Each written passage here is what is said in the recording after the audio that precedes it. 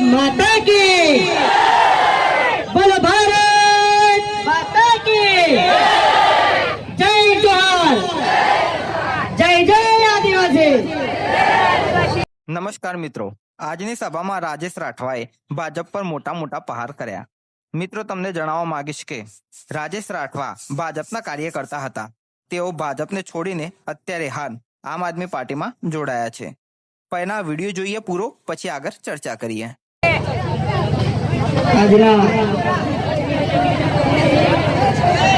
ગુજરાત જોડો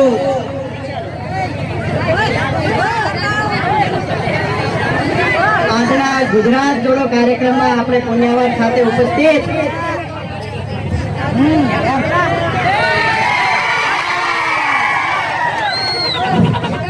ગુજરાત જોડો કાર્યક્રમમાં પુણ્યવાન ખાતે ઉપસ્થિત આપણા જનપ્રિય, લોકપ્રિય અને આદિવાસી સમાજના મસીહા તેમજ આપણા આદિવાસીની પડખે હર હંમેશ ઉભા રહેનાર આપણા માન્ય દેડિયાપાડિયાના ધારાસભ્ય શ્રી ચૈતરભાઈ વસાવા સાહેબજી તેમજ આપણી સાથે ગુજરાતના વિદ્યાર્થી યુવા તરીકે ખૂબ જાણીતા અને ચર્ચિત એવા યુવરાજસિંહજીને પણ યુવરાજસિંહજી તેમજ આપણા છોટાઉદેપુર 137 વિધાનસભાના ઇન્ચાર્જ વિનુભાઈ રાઠવા તેમજ આપણા છોટાઉદેપુર આમ આદમી જિલ્લા પ્રમુખ રાધિકાબેન રાઠવા તેમજ આપણી સાથે સમસ્ત તમામ વિધાનસભાઓના ઇન્ચાર્જ તેમજ આપણા તાલુકા પંચાયતના ઇન્ચાર્જ શ્રી તેમજ આપણી સાથે વિવિધ પ્રકારની જવાબદારીઓ મહિલા મોરચા હોય તેમજ તાલુકાના સંગઠનો હોય તેમજ બીજા પ્રકારના જે જવાબદારી આપણી વચ્ચે સંભાળી રહ્યા છે એ આપણી સાથે મંચસ્થ સ્ટેજ પર બિરાજમાન છે સૌ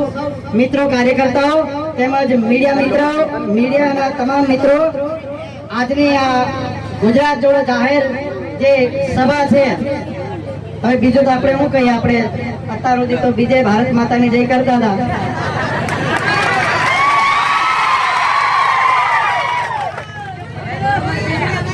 हम दिन चार रहे ना, हम दिन चार रहे ना, माँ तेरा वैभव अमर रहे।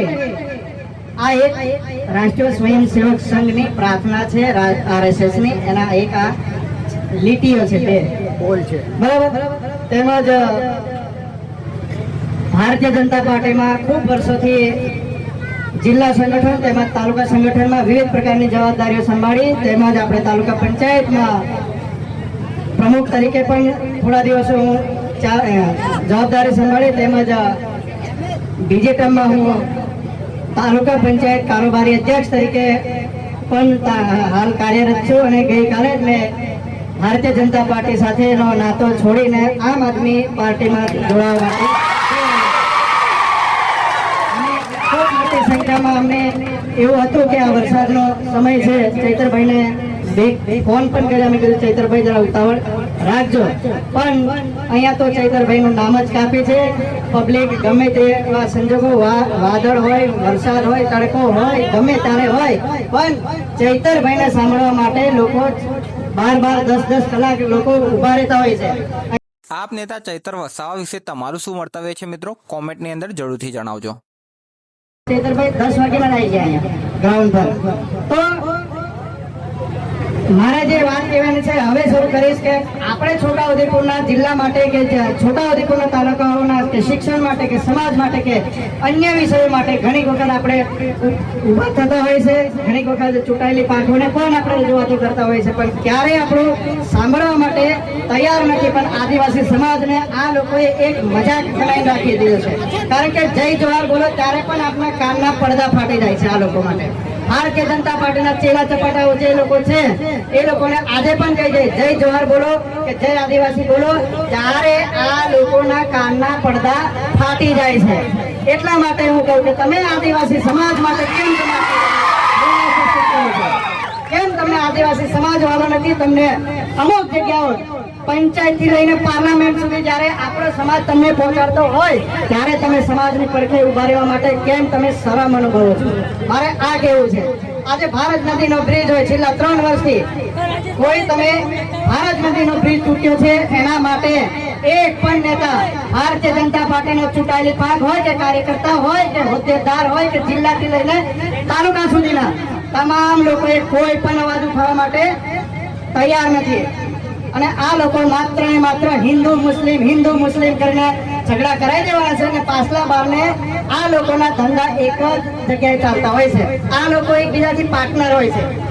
અને આ લોકોને આપણે જોવાના હોય, મુસ્લિમ લોકોના જોવાના હોય કે હિન્દુ સમાજના જે આદિવાસી સમાજના જે જોવાના હોય, આ લોકોને બસ હિન્દુ મુસ્લિમ રામ મંદિર કે આપણે કોઈનો વિરોધ નથી કરતા, પણ આ લોકોએ શું કરે છે, એકબીજાને લડાઈ ઝઘડા કરીને આપણને જ આપણા સમાજ વચ્ચે કે અલગ અલગ જે વિવિધ પ્રકારના સમાજો છે ત્યારે ત્યાં ઝઘડા ઉભા થાય છે અને આ લોકો આપણે વચ્ચે મજા લેતા હોય છે.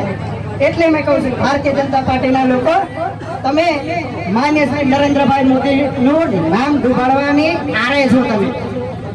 એટલા માટે કહે કે ખરેખર તમે જો લાગણી હોય ત્યારે તમે આ બ્રિજ માટે કેમ નથી બોલ્યા? પુણ્યવટ એકલવ્ય મોડેલમાં ખાલી જમવાનું બિલ મહિને 20 કરોડથી વધારે ફળવાતું હોય છે, પણ મીડિયાના મિત્રોને પણ ખૂબ બીજા બધા શાસકો મને આપ્યો છે ને હવે હંમેશા આપતા આવે છે, પણ ક્યારેક એવી બનાવ બને છે કે મીડિયાના મિત્રોને પણ આ લોકો મજબૂર કરી દેશે. અને હર હંમેશા મારી સાથે મીડિયા જગત મારી જોડે રહ્યું જ છે. અને આ લોકોએ જ્યારે સમાજના પ્રશ્ન હોય કે સામાજિક મહાપંચાયત ભરતા હોય કે કોઈ સામાજિક કાર્યકર્તા તરીકે જય જોહાર કે જય આદિવાસી કે આવા નારા બોલતા હોય ત્યારે પણ આ લોકોને મેં ફરી વખત કહીશ કે કાનના પડદા તમને કેમ ફાટી જાય છે? કેમ તમને આદિવાસી સમાજ વાળો નથી? પંચાયતથી પાર્લામેન્ટ સુધી પહોંચાડનાર આપણો જ સમાજ છે. આપણે જ અહીંયાની વ્યવસ્થા જે ઊભી કરેલી છે એ જ લોકોએ તમને પંચાયતથી પાર્લામેન્ટ સુધી પહોંચાડતા હોય છે.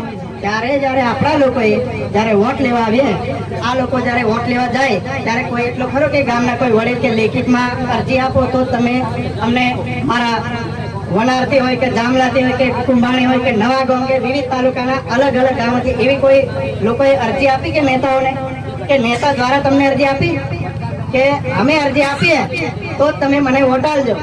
પણ આપણા રેશન કાર્ડનું અનાજ લેવાનું હોય કે પછી KYC કરવાનું હોય કે ગમે ત્યારે હોય તો તારે કે નેતાઓ દ્વારા જે સરકાર શ્રી દ્વારા ફરવાયેલી ગ્રાન્ટોમાંથી આપણે કોઈ હેન્ડપંપ લેવા જાય, કોઈ RCC રોડ લેવા જાય, કોઈ કોઝવે લેવા જાય ત્યારે એ લોકો વિવિધ પ્રકારની અરજીઓ માંગતા હોય છે. કેમ તમને ભાઈ વોટ લેવા માટે કોઈ તમે અરજી નથી કરતા? કેમ તમે કોઈ વોટ લેવા માટે ત્યારે કોઈ આદિ હજુરી તમે પગે પડી જાઓ અને આપણો કાર્યકર્તા જ્યારે તેમના કાર્યાલય પર જાય ત્યારે તમને ફોન તક ઉપાડવા કે 2 મિનિટ મળવા માટે એમના માટે સમય નથી.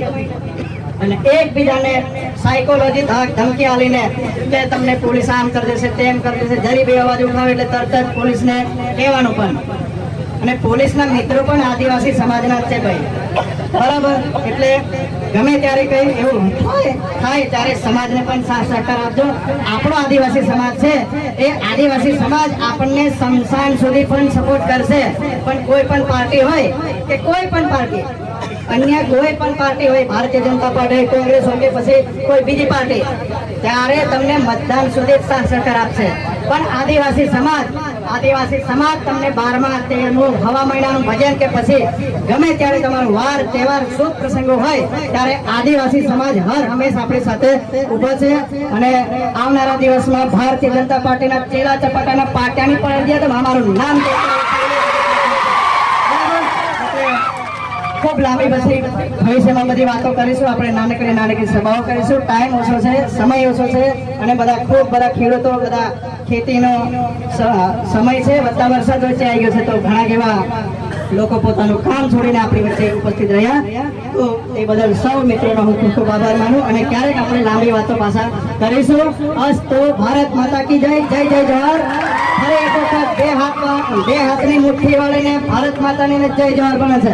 બે હાથની મુઠ્ઠી વાળો ભારત માતા કી વંદે વંદે જય જય જોહાર, જય જય જોહાર.